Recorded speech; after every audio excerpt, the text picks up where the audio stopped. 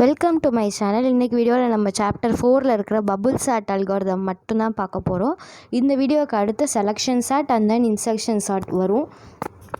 Bubble sort அப்படின்றது என்னென்னா simple sorting algorithm. இந்த பபுள் சார்ட்டோட இன்னொரு நேம் தான் என்னென்னா கம்பேரிசன் சார்ட்டிங் அல்காரிதம் அப்படின்னு சொல்லுவாங்க.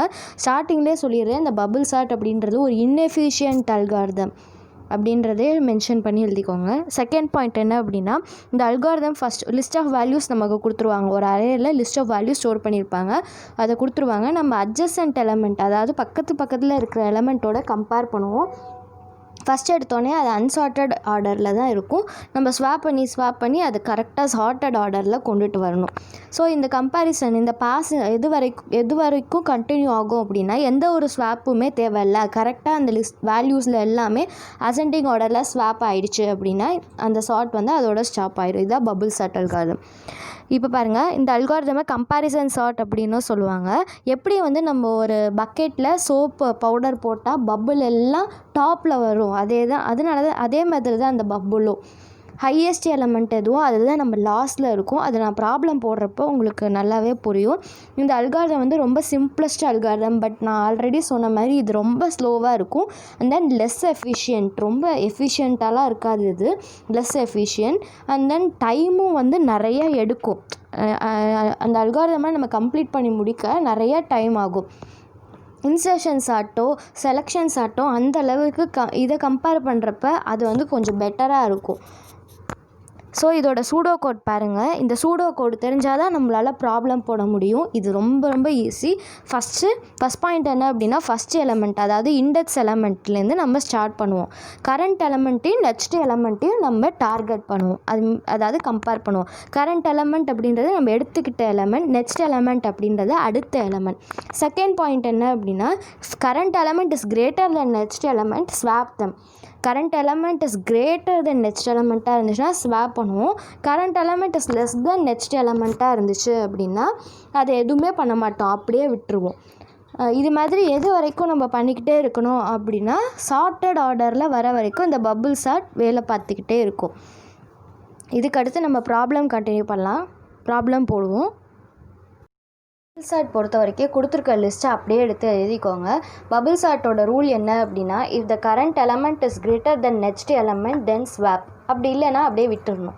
ஸோ இப்போ நம்ம என்ன பண்ணுறோம் அப்படின்னா, ஃபஸ்ட்டு பாருங்கள், 15 11 கம்பேர் பண்ணுறோம். Current element is greater then next element, அதனால் நம்ம ஸ்வாப் பண்ணி எழுதியிருக்கோம். 11 இங்கே போயிடும், 15 இங்கே போயிடும். ரிமைனிங் இருக்கிற எலமெண்ட்ஸ் அப்படியே எழுதியிருக்கேன். இப்போ அடுத்து என்ன பண்ணுறோம் அப்படின்னா, நெக்ஸ்ட்டு 15 16 கம்பேர் பண்ணுறோம். ஸோ இது பெருசாக போயிடுது, அதனால் ஃபால்ஸ். இப்போ அடுத்து 16 12 கம்பேர் பண்ணுறோம். Current element is greater then next element, true. So அதனால் 12 இங்கே வந்துடும், 16 இங்கே வந்துடும். ரிமைனிங் எலமெண்ட்ஸ் அப்படியே எழுதணும். 11 15 12 16 14 13. இப்போ அடுத்து என்ன பண்ணுறோம் அப்படின்னா, 16 14 கம்பேர் பண்ணுவோம். 16 current element is greater then next element. So 11 15 12 14 16 13. இப்போ அடுத்து 16 13 கம்பேர் பண்ணுறோம். So current element is greater then next element, condition true. அதனால இப்போ வந்து எழுதியிருக்கோம். இப்போ பபுள் சார்ட்டை பொறுத்த வரைக்கும் ஹையஸ்ட் நம்பர் என்னவோ அதுதான் வந்து லாஸ்ட்டில் இருக்கணும். ஒவ்வொரு ஸ்டெப்லேயும் அதுதான் வந்து கேஸில், அப்போ தான் கரெக்டுன்னு அர்த்தம். ஸோ இப்போ நெக்ஸ்ட்டு ஐட்ரேஷன் போடுறப்ப இந்த 15ன்றது இங்கே வரணும். அப்போ நமக்கு கரெக்டாக சார்ட்டட் ஆர்டரில் வரும். அப்புறம் 14 இருக்கணும், இந்த இடத்துல 13 வரணும். அது வரைக்கும் நம்ம இந்த பபுள் சார்ட் ப்ராப்ளம் போட்டுகிட்டே இருக்கணும். உங்களுக்கு புரிஞ்சிருக்கும்னு நினைக்கிறேன். இப்போ அடுத்து ஸ்டெப் 2 பார்க்கலாம். 2 பார்ப்போம். ஸ்டெப் 1ல் நமக்கு கிடச்ச ஃபைனல் ரிசல்ட்டை எடுத்து இந்த இடத்துல எழுதியிருக்கேன்.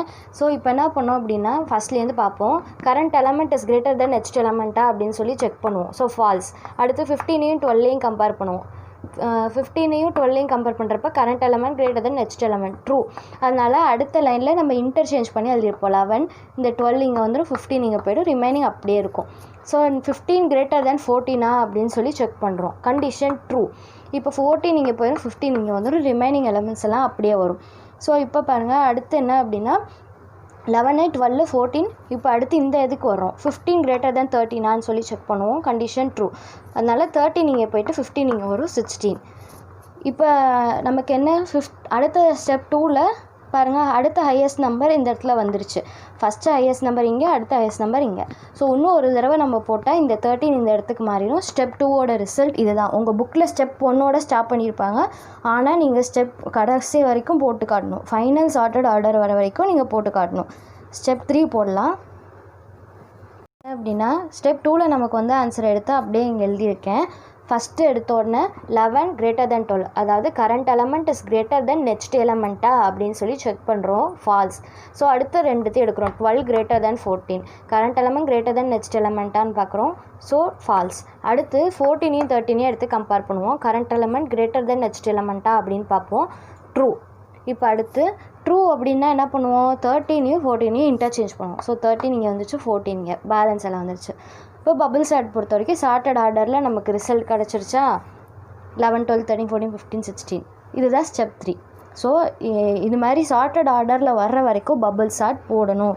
உங்கள் புக்கில் ஸ்டெப் 1ஓட நிறுத்திட்டாங்க. ஸ்டெப் 2வும் ஸ்டெப் 3யும் கண்டிப்பாக போட்டால் தான் 5 மார்க்ஸ் கொடுப்பாங்க. நெக்ஸ்ட் வீடியோவில் நம்ம அடுத்த செலெக்ஷன் சார்ட் பார்க்கலாம்.